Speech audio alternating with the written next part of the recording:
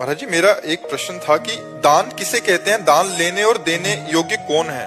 ये किस रूप में तन देखो, सही माने में दान है आवश्यकता की पूर्ति करना। जैसे कोई भूखा आदमी है, उसे भोजन की जरूरत है, अब उसे अन्न दान करो, उसे पवा दो।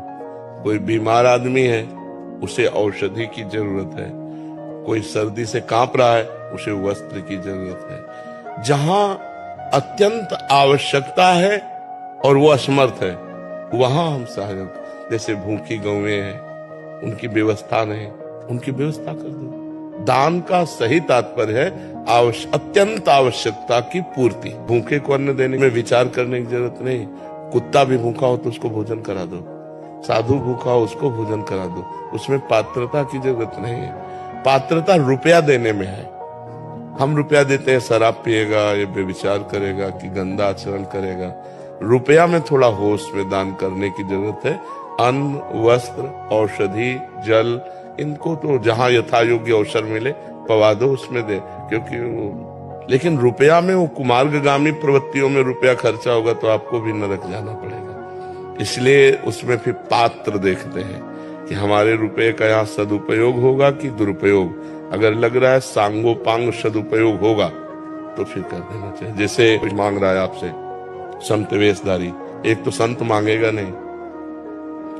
जो भगवान का निज जन है वो कभी ऐसे नहीं करेगा। ये हम तुम्हें पक्की बात बता देते हैं। भगवान का दास कहलाकर मरण धर्मा शरीरधारियों के सामने हाथ पसारे तो भगवान का दास है क्या? अरे भगवान की दासी है लक्ष्मी जी, और लक्ष्मी पति के हम दास हैं। कि हमें जो आवश्यकता होगी वो प्रभु देंगे, तुमसे क्या मांगने की जरूरत है?